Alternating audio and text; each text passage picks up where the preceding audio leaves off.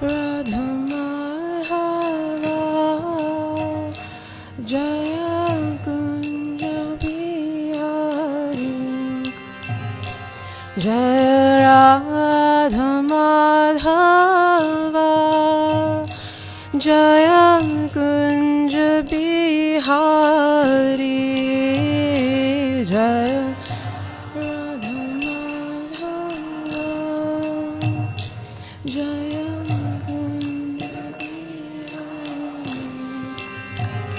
Jaya Gopi Janavaba Jaya Girivaradhari Jaya Girivaradhari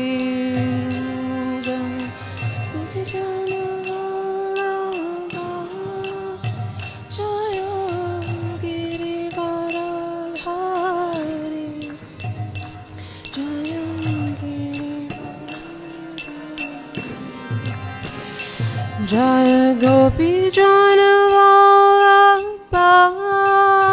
Jaya Girivaradhari Jaya Girivaradhari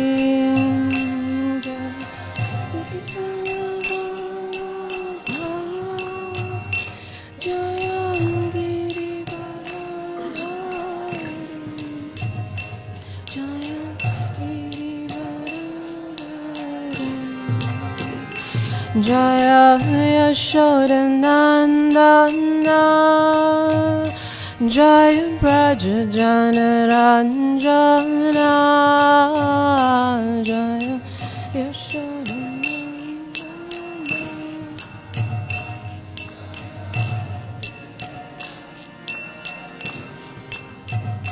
Jaya Yashodanandana Jaya Braja Janaranjana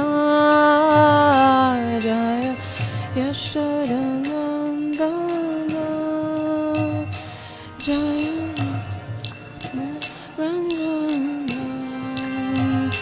Jaya Yamuna Tiravanachari Jaya Kunja Bihari Jaya Kunja Bihari Jaya Yamuna Tiravanachari Jaya Kunja Bihari Jaya Kunja Bihari Jaya Yamuna Tiravanachari Jaya Kunja Bihari Jaya Kunja Bihari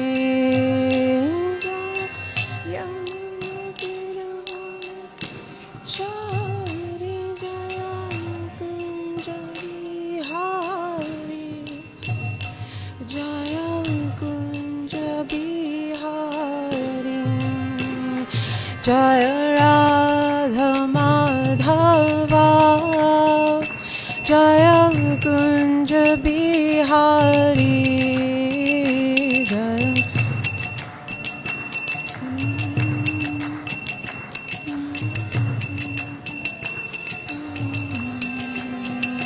Jaya Radha Madhava Jaya Kunja Bihari Jaya Radha Madhava Jaya Kunja Bihari Jaya Prabhupada Jaya Prabhupada Jaya Prabhupada Jaya Prabhupada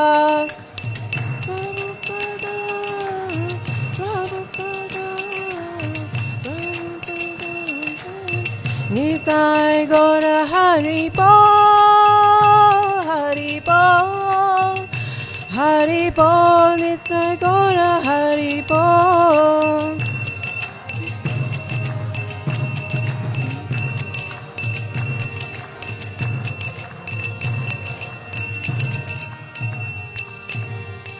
Shri Radha Radhanath ki, Shri Kiraj Govardhan Hari ki, Shri Chaitanya Mahaprabhu ki, Grantaraj Srimad Bhagavatam ki, Shri La Prabhupada ki, Shri Shinzai Gaura Premanandi.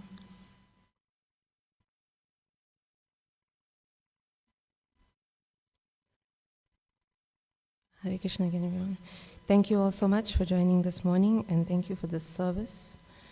We're discussing Canto 4, Chapter 23, Maharaj Pritu's Going Home, and this is text 5. Om Namo Bhagavate Vasudevaya.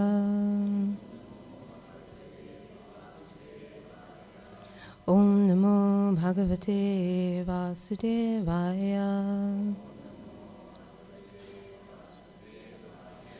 Om Namo Bhagavate Vasudevaya.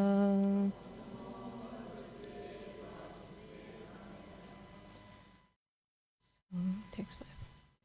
Gandamula falaharaha shukshka paranashanaha kvachit abhakshaha katichit pakshan vayu bhakshas tataha param. So you can all repeat line by line. Gandamula falaharaha shukshka paranashanaha kvachit abhakshaha katichit pakshan vayu bhakshas tataha param. Gandamula falaharaha shushka parnashanaha kvachit abhakshaha katichit pakshan vayu bhakshas tataha param. Gandamula falaharaha shushka parnashanaha kvachit abhakshaha katichit pakshan vayu bhakshas tataha param. Is anyone the Prabhu's on still? Is that? Gandamula falaharaha shushka parnashanaha kvachit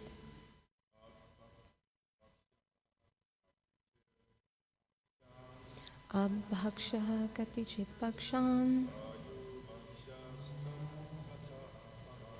vayu bhakshas tataha param. Gandamula falaharaha shushka parnashanaha kvachit abhakshaha katichit pakshan vayu bhakshas tataha param. Mataji. Gandamula falaharaha shushka parnashanaha kvachit abhakshaha katichit pakshan vayu bhakshas tataha param. Any other message? Okay. So now we'll read the word by word translation.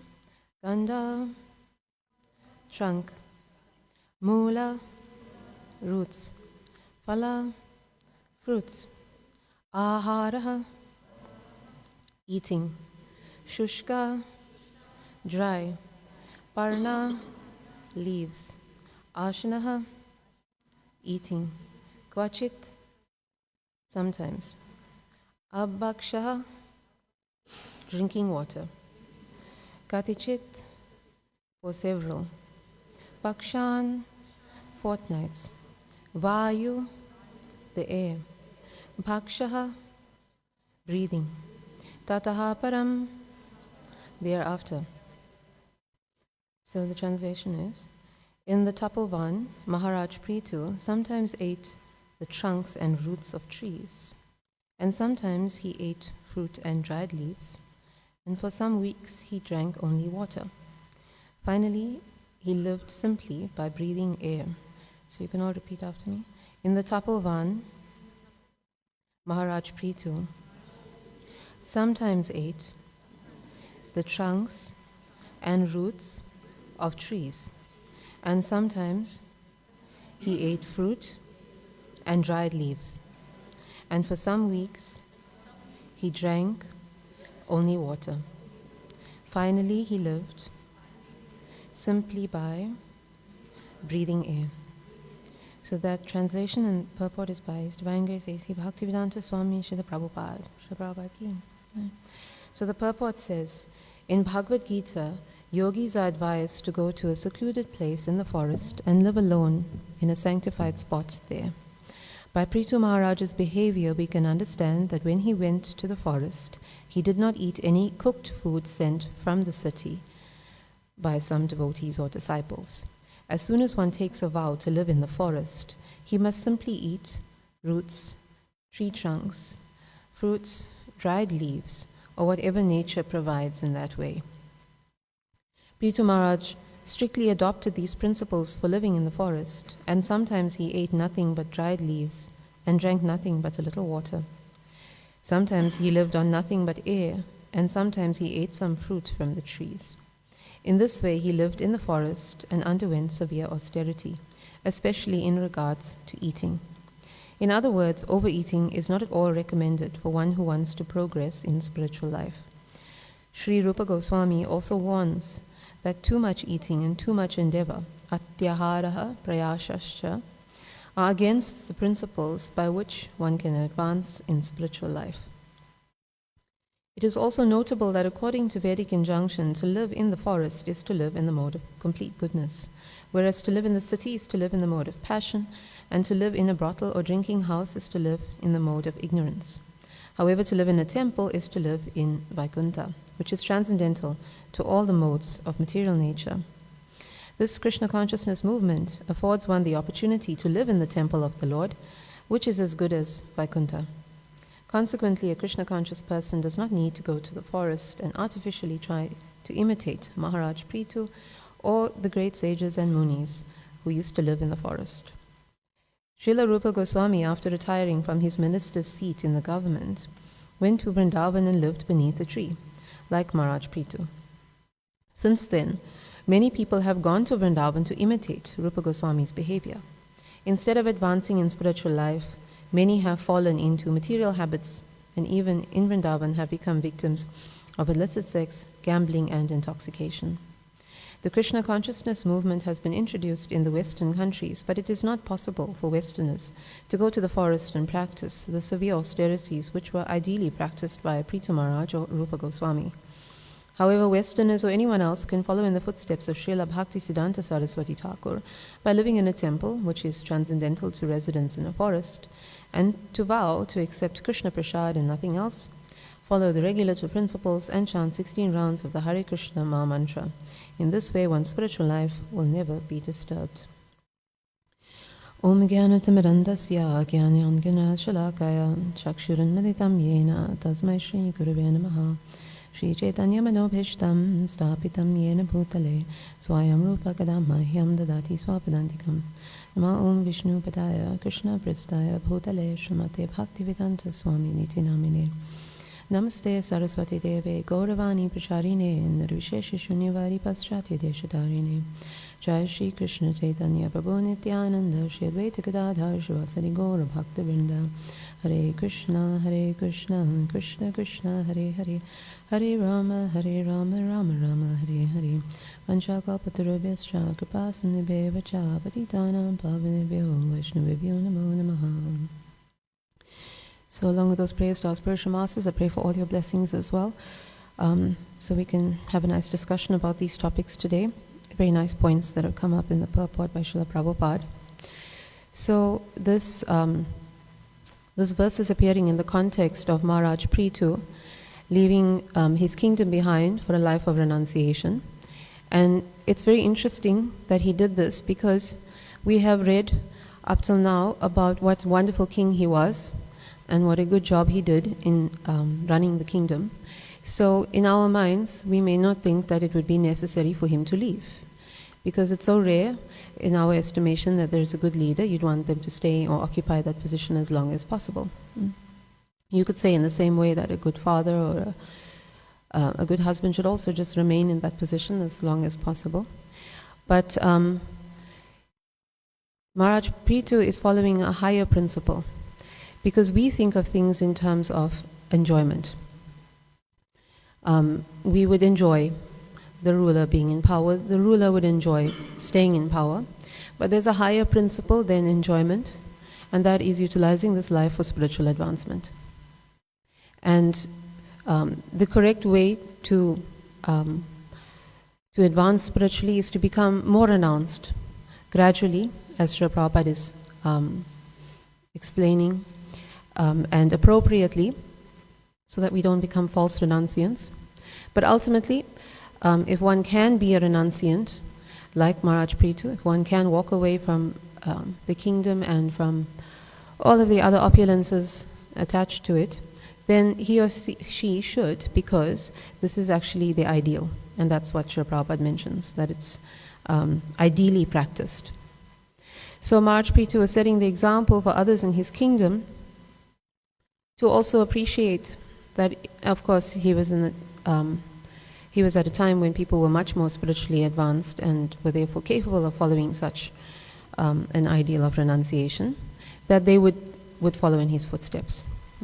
So perform your duties nicely, which is what he did, and then when the time is right, renounce those duties for a life of complete absorption in spiritual practice. That's the ideal. So again, from the modern perspective, this is quite challenging for people to accept when the focus is entirely on living this life for sense enjoyment. And the basic reason that this idea is there, that Srila Prabhupada brought up constantly throughout his teachings, is that there is no knowledge of the soul. If people understood that they were actually something other than this material body that they're constantly trying to gratify, then they would make the effort to get to know the soul and to perform activities that would be of benefit to the soul. Right? That would be the impetus, just the knowledge. Right? And Krishna has explained so much in Bhagavad Gita about how knowledge can completely change everything. It can change our perspective and therefore change our destiny. Without this knowledge, there's no impetus for people to do anything else with this life other than please the mind and the senses. But the funny part is that even though there's this complete focus on enjoyment, everybody just lives for it, right? We see it in so many ways. We were just talking about it, about how trying to have spiritual programs on a weekend is so challenging because everybody just associates it with enjoyment. Even though everyone's focus is on this enjoyment, nobody really knows how to enjoy themselves, or at least how to enjoy themselves completely and perpetually. All the kinds of enjoyment that everyone attains is so fleeting, or it's not exactly completely satisfying. And we can understand that from how many different ways everyone is looking for that kind of happiness, that kind of satisfaction.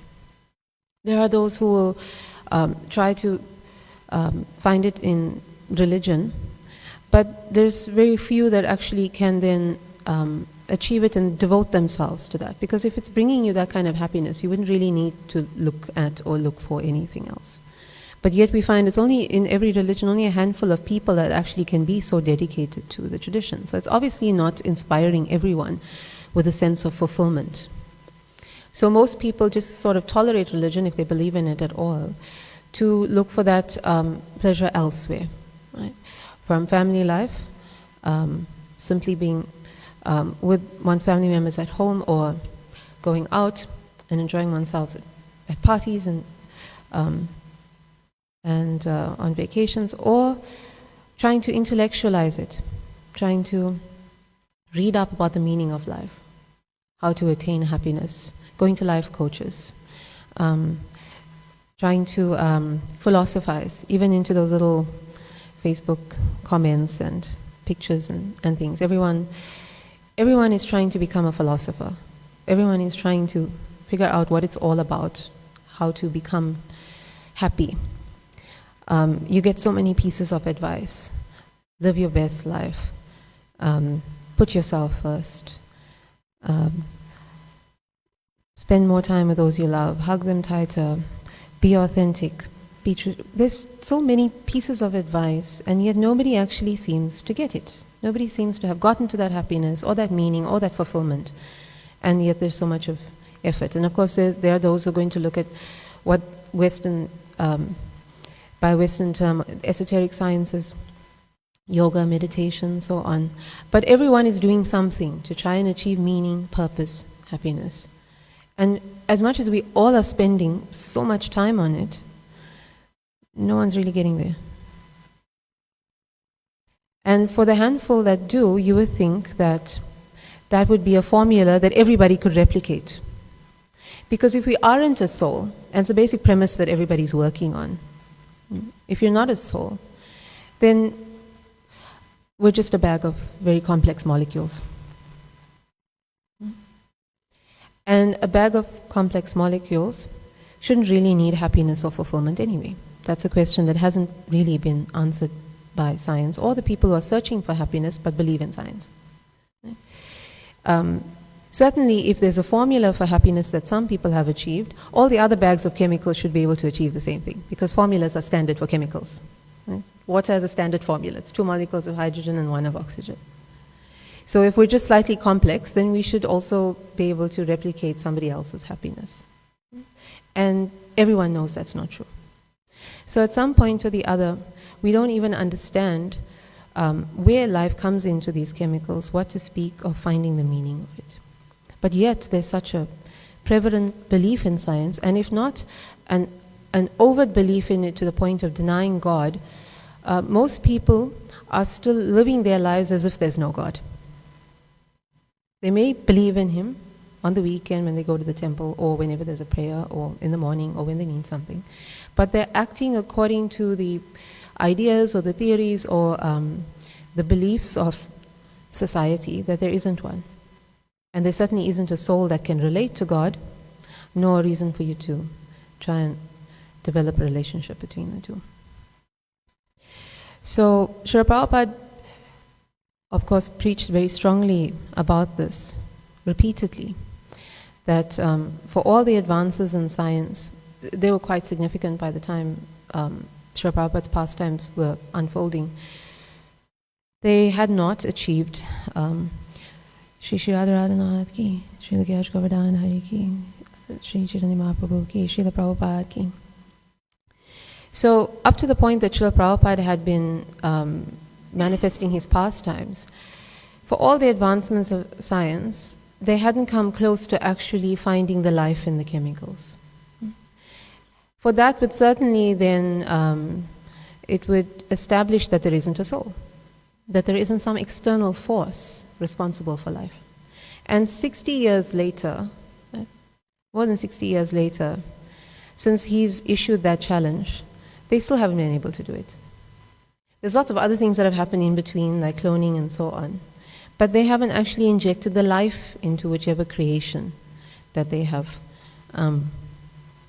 managed to bring about. What to speak of then explaining to this creation, because you are responsible for it, what the whole purpose of everything is. So it seems very clear to us, but really no one else is paying attention to these points. Otherwise, they wouldn't actually believe or base their entire existence on what science tells them, and therefore ignore the science of the soul.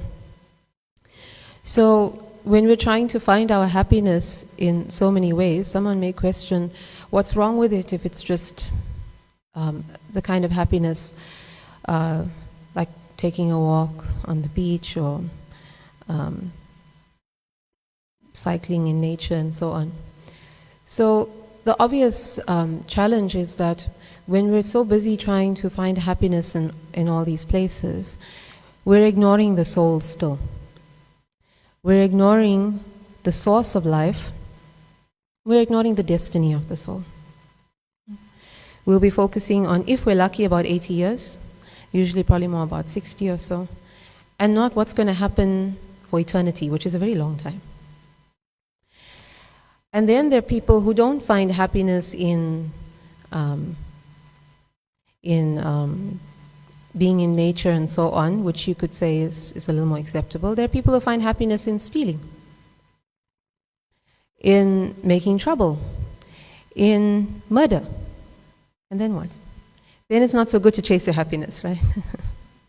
The advice that is prevalent everywhere. We can't draw a line. We can't draw a line. Because everyone's happiness is different. Why? Modes of nature. Everyone is conditioned by a mode. And Krishna says clearly about the different kinds of happiness. You would never imagine that someone could find happiness in murder, but they do. So, text 36. O best of the Bharatas, now please hear from me about the three kinds of happiness by which the conditioned soul enjoys, and by which he sometimes comes to the end of all distress. Text 37. That which in the beginning may be just like poison, but at the end is just like nectar, and which awakens one to self-realization, is said to be happiness in the mode of goodness. That happiness, text 38. That happiness which is derived from contact of the senses with their objects, and which appears like nectar at first, but poison at the end, is said to be of the nature of passion. Text 39. And that happiness which is blind to self-realization, which is delusion from beginning to end, and which arises from sleep, laziness, and illusion, is said to be of the nature of ignorance. So, we understand the analogy that when we get a body in this world, it's sort of like, it's according to karma, and it's sort of like someone or a few people who have different amounts of money by which they can purchase a car. So if you have a lot of money, you can purchase a very fancy car, and if you have a little money, you get something that's a little more practical and less fancy, and if you have no money, So the bottom line is that it's not just according to karma that we get bodies, or it's not the only factor. The karma is enacted in the modes. So you may get a body that's very nice, right? Or not so nice, but it's also conditioned to act in a certain way. Or if we're using the analogy of a car, it's only programmed to go to a certain place. So it's another layer. You can afford a certain type of car, but then that car is programmed to take you somewhere. Right? Now we're in the age of having cars that can get programmed, so it's not too far-fetched for our imaginations as it could have been some time ago. So the car in the mode of ignorance is programmed, like Prabhupada explains, to take you to places of darkness. And the car in the mode of passion is programmed to take you, or to zip around the city. And the car in the mode of goodness is drawing you to places of knowledge and enlightenment. So that's how these bodies that we have, these mind and these senses, are all programmed to want things in these natures. Which means that our likes and dislikes, it's not us. It's not who we are. And yet we all define ourselves by what we like and what we don't like. And yet it's a programming by these modes. Prakrite kriyamanani gunai karmani sarvashaha ahankara vimudhatma kartaham iti manyate. Krishna it's a nice word that Srila Prabhupada translates here in this verse, bewildered. The soul is completely bewildered by this conditioning of the three modes to actually believe that whatever these bodies are programmed, this mind and senses are programmed to take you here, to want to do this, to want to do that it's who we are. So much so that people will strive for it, fight for it, kill for it. And yet it doesn't reflect the reality of your existence. Bewildered is the right word. And it becomes a vicious cycle, because if you're situated in a mode, like you're situated in ignorance, so you wake up late, you're already sleeping in ignorance, you wake up in ignorance, you don't take a bath, so you don't wash that ignorance off, you're acting in ignorance, you're drawn to foods in ignorance, the ignorance is perpetuated, you associate with people's association who are in ignorance, it draws you in, and then it's a vicious cycle. And this is how we sort of remain there, and then of course we achieve the destiny of someone in ignorance, or passion, or goodness. This is how it works. So, actually what we are thinking right now is meaningful or important to us is not at all. The things that we're thinking is bringing us happiness, it may not even be happiness. It's just some conditioning. Like we said, we can maybe, if we're situated more in goodness, we can understand that people who are in ignorance are experiencing a kind of happiness from abominable things, and it makes you wonder why in the world they would actually engage in such activities or do such things, but it's bringing them happiness. So you may find meaning in something, and then even if you think this is happiness, death comes and takes it all away. So then there may be another argument made that, okay, so what about certain things in goodness? Right? Those things in goodness, or people who believe that things are good, it could help, right? It could help society. But would you believe at some point in history, they thought that what was very helpful for curing disease was bloodletting. Bloodletting. Actually bleeding someone out. You're bleeding the poison out. They thought it was good. Yeah, it was a treatment. When someone came up with the idea of hand washing preventing illness, the physicians of the day were horrified. Hand washing? But there's bloodletting. We're going to carry on bleeding people, we're not going to wash hands.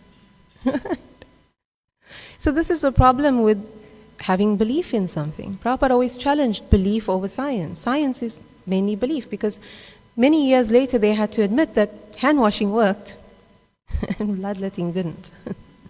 We don't bleed anyone, just in case. Unless you're donating your blood, that's a different story. But the bottom line is that we have to have this understanding that we're putting so much of faith in fallible beliefs, our own fallible beliefs, the fallible beliefs of science, and we are ignoring the one truth, the soul.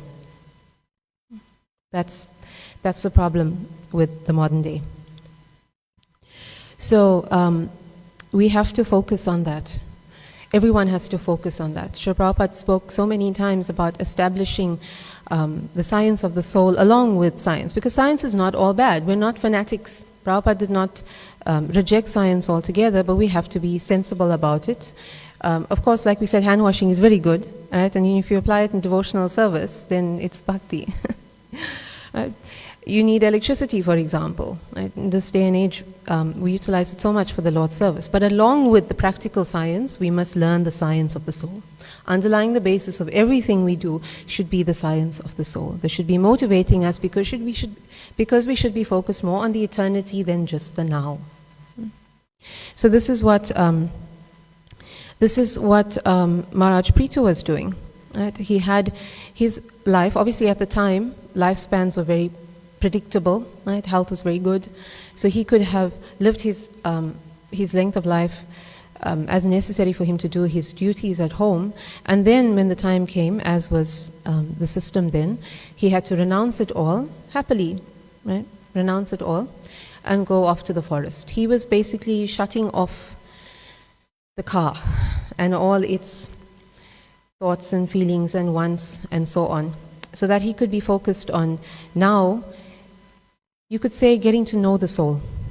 You can't hear the soul when your mind and your senses are chattering away, right, about everything that the mind and the senses thinks you should be focused on. And so, Prabhupada explains, he went to the forest, because the forest is goodness. Forest represents knowledge. Pravittim cha nivrittim cha, karya karya bhaya bhaye, bhanda moksham cha ya veti, buddhi sa partha satviki. In goodness, you get the understanding about what ought to be done, what ought not to be done, what is to be feared, what is not to be feared, what is binding and what is liberating. Right? So he went to the forest to focus on this liberation of the soul from all this noise from the mind and the senses. He was setting the examples for others. So we will, of course, explain a little further about what we do in the modern context. But basically, we have to understand that until we learn to control that mind and the senses, we'll never actually be able to understand the soul or what the soul should be engaged in. So, therefore, all of the spiritual paths, right, all the spiritual paths, the seriously spiritual paths, because a spiritual path must connect you to spirit. If it's only there to fulfill a material desire, it's not a spiritual path. And many people are trying to use religion to fulfill their material desires, to get shelter, to get food, to get other kinds of material benefits from it. And that is called materialistic religion. That's what Srimad Bhagavatam says should be kicked out right at the beginning for anyone who is serious in spiritual life. So truly spiritual paths, right? Bhakti yoga, jnana yoga, karma yoga, and of course karma yoga should guide one eventually to come to the path of mind and sense control. And Ashtanga yoga, what we usually call yoga is Ashtanga yoga. All these paths teach as a basis, as a foundation, how to control the mind and senses, how to tune them off, right? So you can focus on the soul. All those paths. So the problem, of course, with the modern day interpretation, particularly of yoga, which Maharaj Prithu is engaging in, is that it's just there to make your body more healthy, ironically, so that you can enjoy yourself more. So we've said before, and we'll reiterate again, that we can't expect that the Vedas, which is the most advanced body of spiritual literature, would basically give us processes that will just make your body a bit more fit. It's not a glorified exercise program. There's a side effect of engaging in mind and sense control. The side effect of it is actually you do get fit, particularly by the process of yoga, because the condition of the body is dependent on the life phase and whether those are in balance or not. But practicing proper Ashtanga yoga, you will balance out the life phase. Your body will actually get fit. But that's, again, a side effect. Of course, it is quite useful for the yogi, because the yogi whose body is so, it's so healthy that he or she doesn't have to focus on going out for food, can live on leaves or nothing even, or doesn't have aches, pains, and everything else that troubles us. Such a person can focus fully on the soul. But it's a side effect, because the focus is the soul. So somebody can practice yoga in the modern day, but they're just a practitioner of the exercises and the breathing. They're not a yogi. Because the definition of a yogi is someone who can control mind and senses. This is the focus. We go within to understand the mind and senses by closing the windows to the world. We go within to understand the soul by closing off the windows to the world. Right? That's the mind and senses. That's what it really means to go within. You have to first shut off your gateways to the world. You can never stop the world. Right? You can't stop the activities of the world, but you can shut yourself off from it in a suitable environment, like going to the forest. So what are those demands of the mind and senses that we're shutting off? Right? So Srila Rupa Goswami speaks about it in the first verse of the Nectar of Instruction. Vacha Vega, Manasa Krodha Vegam, Jivaha Vegam, Udrapashta Vegam. The urges to speak, the mind's demands, the actions of anger, and the urges of the tongue, the belly, and the genitals. So Prabhupada explains in the purport of this verse, first verse of Nectar of Instruction, that the tongue, the belly, and the genitals are all in one line. Yeah? So by modern science, when it's not in a line, it's a problem. And of course, the underlying understanding of it, the energy, is that if you can control the tongue, you can control the others. And so Maharaj Prithu is doing that, right? He's controlling the tongue. He's eating very little, that too very unpalatable things that don't take a lot of effort to prepare. And Srila Prabhupada explains in many places that when you control the tongue, besides just being able to control the belly and the genitals, you actually bring all your senses under control. So he's practicing this principle, again, as a very good example. So from all of this, we can understand that telling people to just do what you want, enjoy yourself, whatever other piece of advice that people give is to help others to make the most of life, or ironically to achieve freedom, is completely counterproductive. Completely counterproductive. The real way to achieve freedom from the mind and senses and their incessant go here, do this, see that, we want this, is controlling it. And Srila Prabhupada used a very nice term in Bhagavad Gita in the second chapter, Videya Atma. He calls it regulative principles of freedom. But that seems like an oxymoron, because it's regulative principles and freedom, and how can the two actually connect? And we see that people don't really understand that these two terms are related because they often feel sorry for us who follow regulative principles. Oh, you can't eat this, and you can't go there, and you can't do this. But the interesting thing is that those who are practicing these regulative principles of freedom, controlling the mind and senses, these persons have the opportunity to truly achieve mastery of self and ultimately mastery of their destinies, when you get to understand the science of the soul. And others who are just indulging the senses, they're slaves to whatever demand that mind and senses expect from them. That's all it is, it's slavery. And like we've already established, you don't know whether it's good for you. You don't know if it's actually just good. So this is why Srila Prabhupada calls it the regulative principles of freedom. You can actually achieve that which is impossible by other religious processes, especially material religious processes, by other spiritual processes, by any self-help guru, by all of these internet philosophies, mastery of self. That's what we're trying to achieve. So that's why we said that real spiritual religion, that helps us to achieve this mastery. So now that we've established that this is good, it doesn't mean that everybody's going to have to go and have leaves tonight for supper. Because I know that's what's in our minds. Although I must say that it's a lot easier to prepare. Right? There's another mantra that we chant besides the Maha mantra. It is, what am I going to cook tonight? What am I going to have for supper tonight? That's a mantra that's chanted by everybody every day.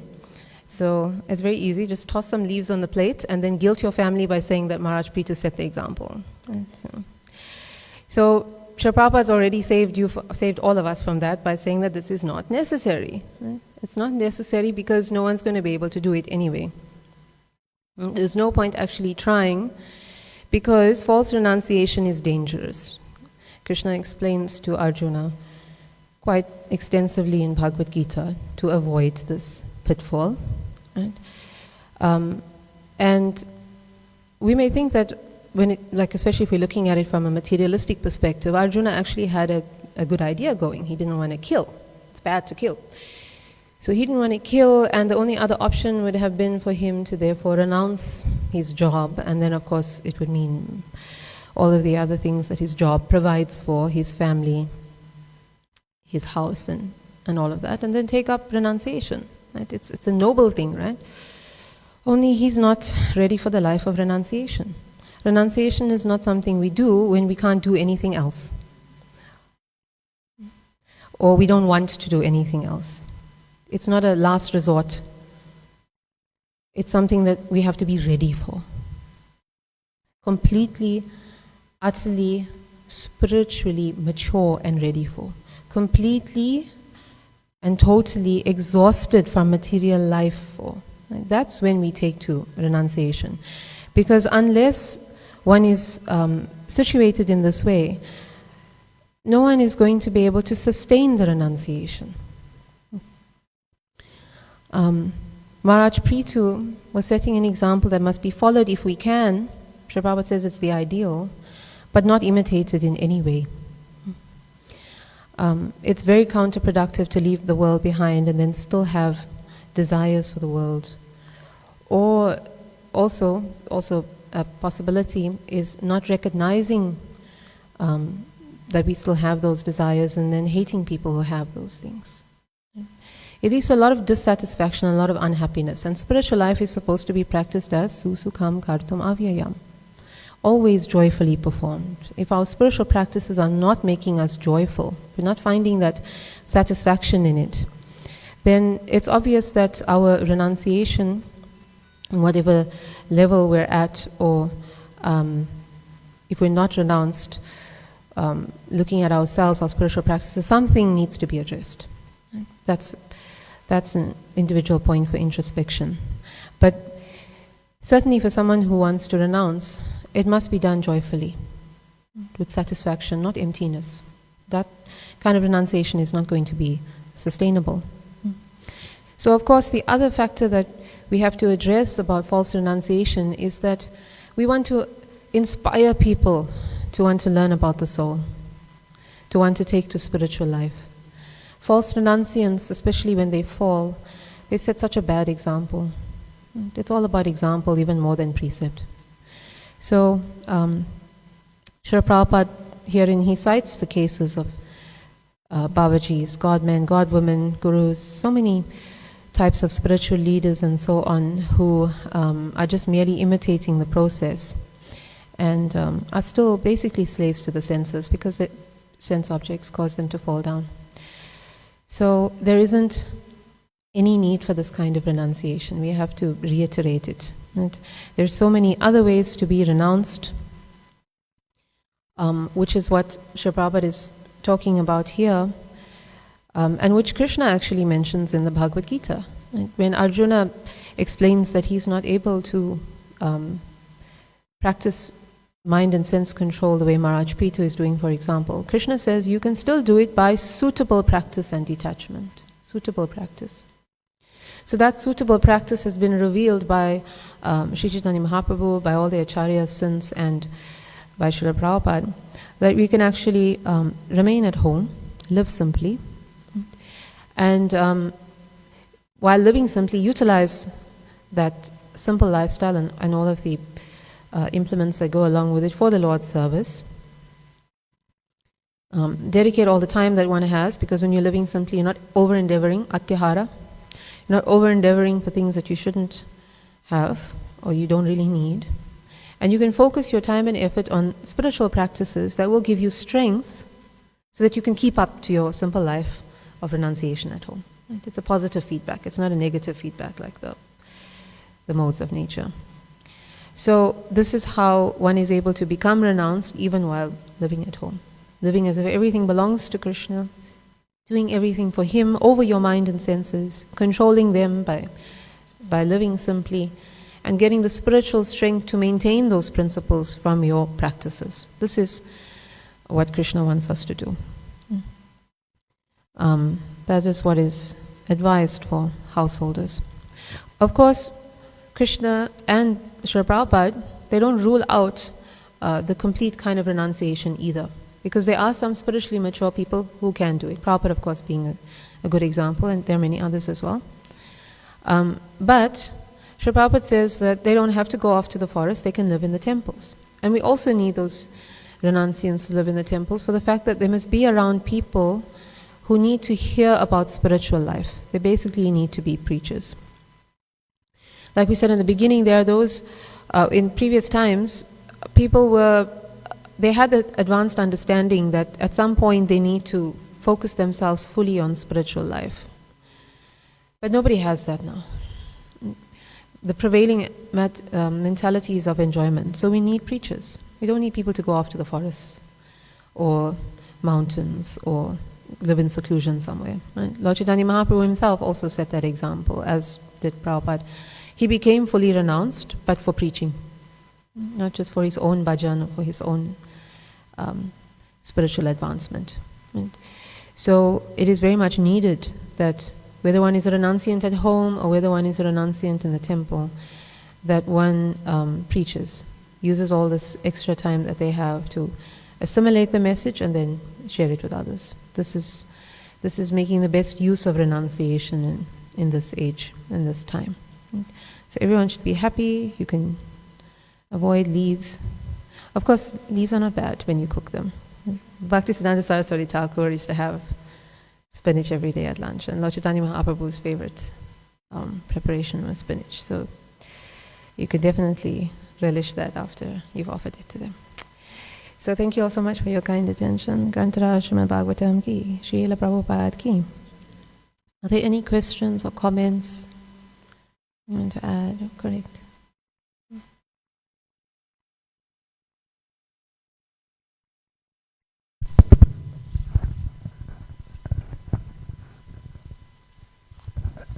Hare Krishna, thank you.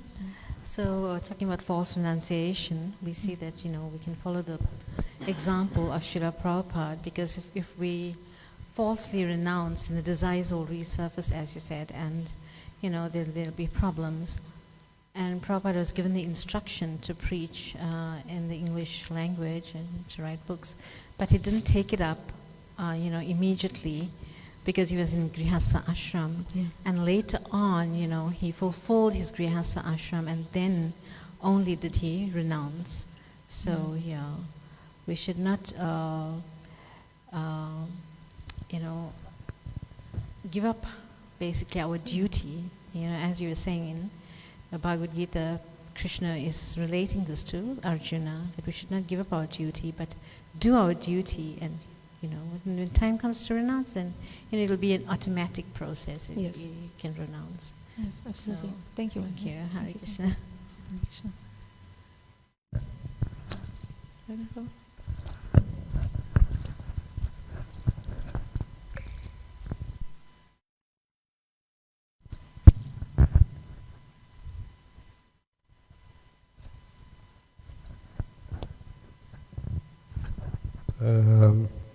This one point about Prithu Maharaj can change their destiny, something to that effect you said. That only by actually becoming master of self, we can change our spiritual destiny. Like, without any knowledge of the soul, we can't affect its destiny. When people are only involved in sense gratification, not only are they slaves to the senses, but they actually don't know what's going to happen to them. So when we are trying to achieve that mastery of self by controlling the mind and senses, we also are able to influence our spiritual destiny positively. Yeah, that's true. Like just for example, if somebody is meant to leave the body at a particular time, but is practicing devotional service, and if it's, if he hasn't qualified himself, then his time could be extended. Wow. So that destiny has changed also. In that way, it's very powerful. Yeah. So, thank you. Thank you, Prabhupada. That's a very powerful point.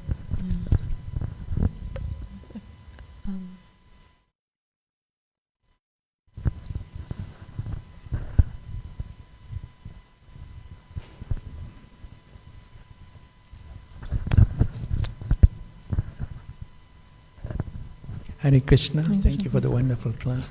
Somebody asked me this question yesterday, that according to the Bhagavad Gita, that Krishna is the cause of all causes. Even a grass will move if he doesn't sanction it. So the question he asked me is that this terrible incident happened in Bharat, that accident. People got burnt to death, the flesh all came out. Now, how can we justify that we're like Krishna? Was he the cause for that, or?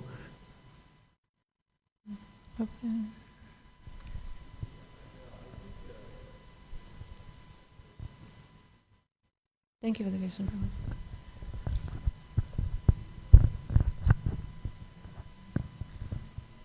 Yeah, there's different types of karma, everything happened for a reason. It's not that there's no reasoning.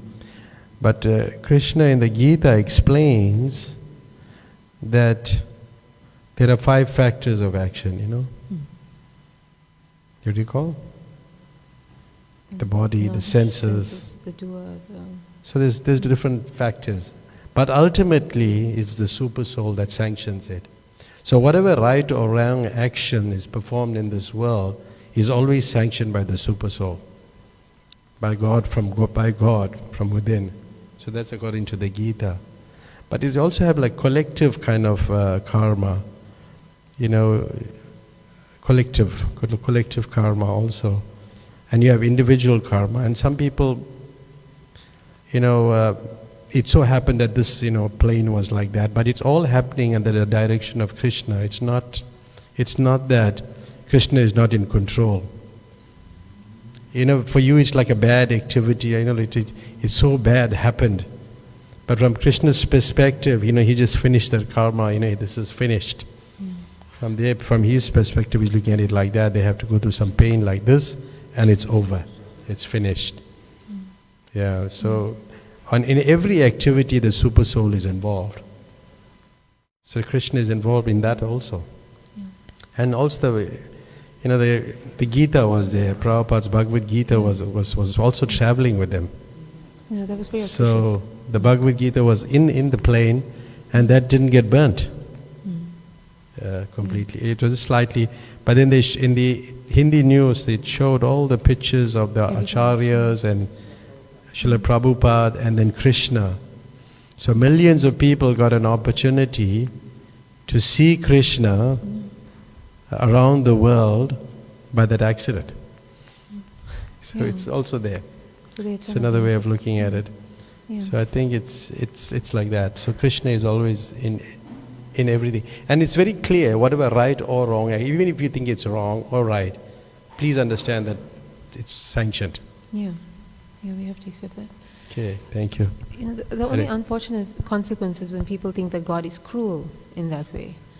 So how do we answer them then? Because when we say that He's in charge, that He's sanctioned it, then people a lot of people think, or it helps them to reason things out, to think that there's a force of evil and there's a force of good. Right?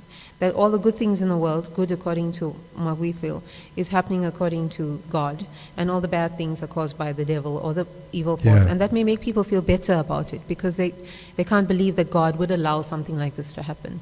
So when we tell them that it is Him ultimately in sanction, how do we answer them about this, that He's cruel, or that because I've watched the comments of people, and many of them have said, there can't be a God if something like this can happen, and so on. See, the thing is, if cruel things can happen, that means God is not in control, so He's not God. It's a very simple thing. Yeah. You know, He's also in control of cruel things also. Yeah. So you cannot say, that statement is not a proper statement, because, like some people often think, why bad things happen to good people. Bad things happen to bad people. That's more the way to put it, I must have done something wrong in the past. I must have done something wrong at some point in time that I'm getting a reaction for. When you're talking about science, it's scientific, it's not belief. Action and reaction, Yeah. So I think, it's like, like in the Christian faith, they believe in the devil, or you go to hell and all these things. Yes, okay. Then if the devil is overpowering the person, then devil is in control and God is not in control. So it's not like that. He's in control at all times. But He's just giving you... See, the material world, ultimately, you'll have to understand, is not for you. Yeah. It's a prison, and in the prison there's only pain. Yes. So it's mainly pain, and you are talking about happiness. So happiness is just the cessation of pain. That's happiness. When you cease pain, then you get happiness. So but it's quite... Anyway, we don't want to take too much time. Thank you. Hare Krishna. Thank you so much for that. Thank you for the question, Prabhu. Thank you, everyone. Srila Prabhupada. Hare Krishna.